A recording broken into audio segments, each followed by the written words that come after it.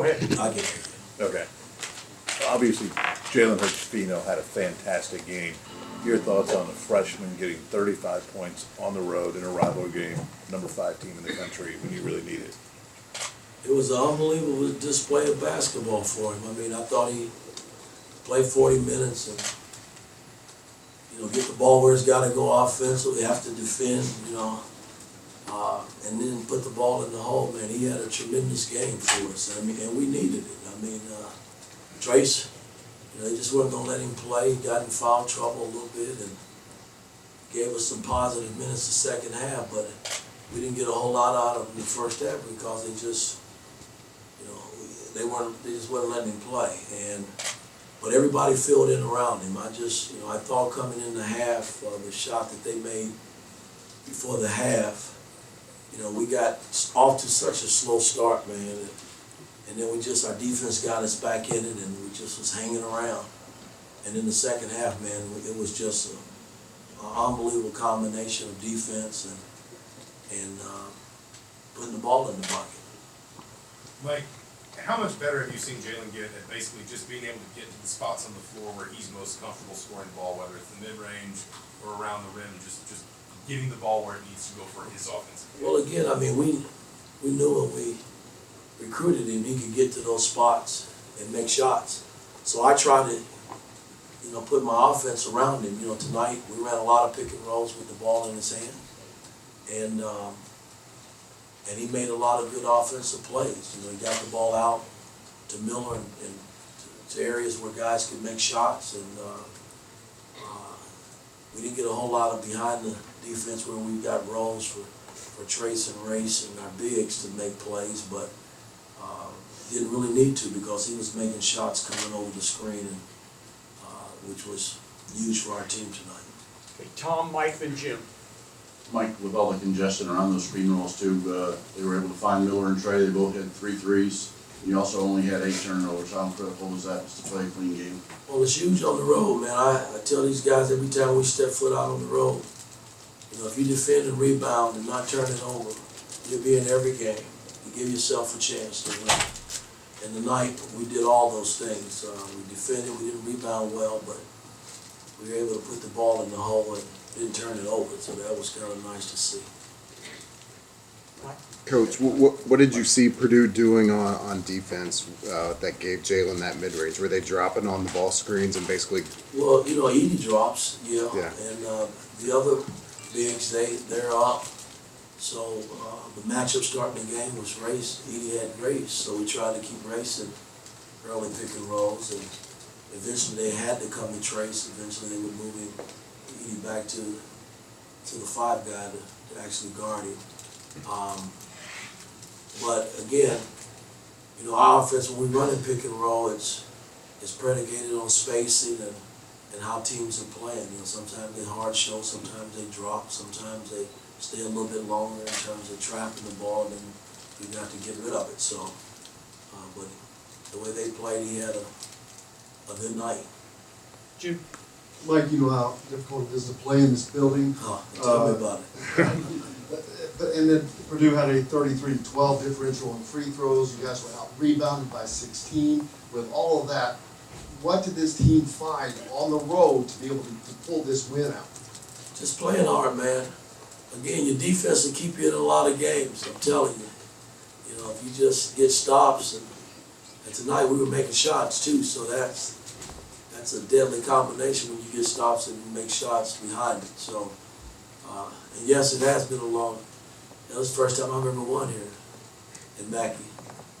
4 years in college, I never won here. It's a tough place to win. And they've always had great teams here, well-coached teams. So we beat a good team, a well-coached team tonight.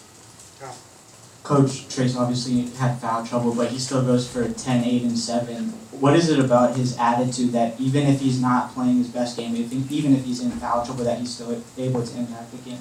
He stayed in the game mentally, and a lot of great players, when they're struggling like that, they'll start complaining, well, this and that. He just rolled what was going on. He knew what was happening, and he filled in nicely the second half.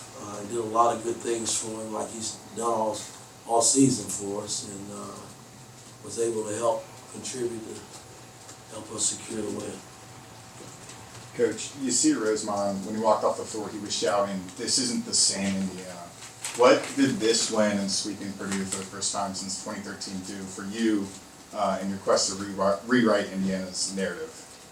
Well, again, I mean, this is a big game. I mean, you know, it's amazing when you come into that arena. Their fans they're jacked up, and they got wonderful fans. They cheer their team, and when they come to Bloomington, it's totally opposite. It's all about our team, and to come into this hostile environment and get a win, it just says a lot about our players. You know, I mean, you know, we've been really sitting at the top in terms of being one of the best teams in the Big Ten since we had the skid on the 3-game lose. We're like 10-3 now in the Big Ten since that start. But that's behind us, man. I try to prepare these guys for every game, and Iowa's next. This game's behind us. You know, I mean, they can celebrate a little bit on the bus, but come tomorrow morning, we got to start preparing for Iowa. We played a hell of a game today against Michigan State. Coach, I think it'd be easy to say that, this rivalry is as alive as it's been in quite a while. With that being the case, with IU Purdue being as intense as it's been this season, what does that do for the fans and the narrative of how basketball just means more in Indiana? Well, again, you can't exclude Notre Dame because they've always had good teams too over the years. This state has been enriched with a lot of talented players that's come out of this state. And Purdue, in particular, have always had great teams, great coaches. I mean, I'm dating back to when I played, and it's not going to ever change. I mean, it's what it is, man. I mean, they have their fan base, we have our fan base, and I love our fan base, I truly do, because we got a great fan base, we do. Mike, sorry, asking you another question about Jalen's development. You're talking about the different ways teams play you on screen and roll. How much have you seen him improve, basically knowing what's the right decision for him based on the coverage he's seeing as he comes around the screen, based on basically what teams do on the screen? So He's grown a lot, but there's still holes. I mean, he's not perfect.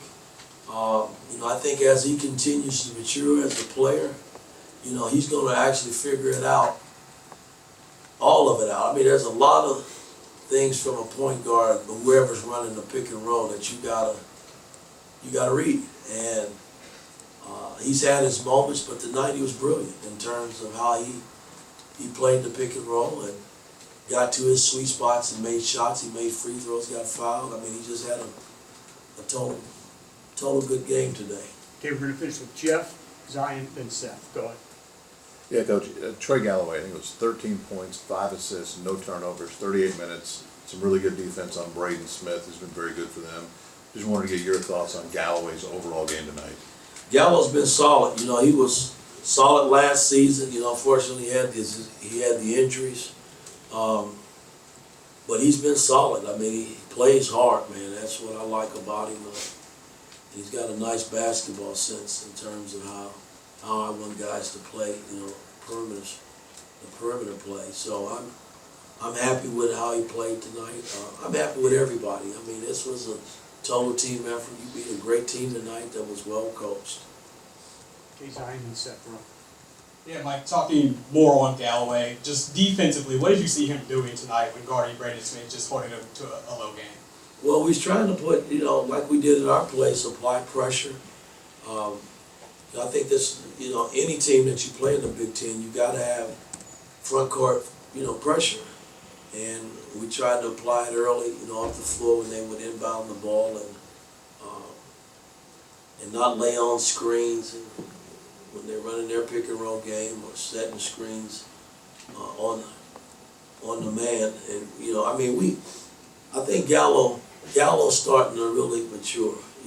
For our ball club, because he does a lot of nice things, dirty things that most players don't like to do, and that's play defense and get into people. So. Okay, last question, Seth. Mike, you came out of the locker room after halftime on a 17-4 run, and that really broke the game open. What was the message in the locker room, and what adjustments did you make? Well, you know, I told them to be on the road, be down 4, you should be pretty happy, but you can't be satisfied. And I told them the first 4 or 5 minutes to start the half was going to be critical. Because, you know, we had guys that had fouls. I mean, it was just, we had 4 guys that had 4 fouls, so coming down the stretch. But I thought we came out and we answered the bell from the start with our defense. And then we got out, got the ball out. You know, Galloway got up, put some pressure up early, and got a couple steals, and then we off and running. Okay, Coach. Thank you. All right. Thank you, guys.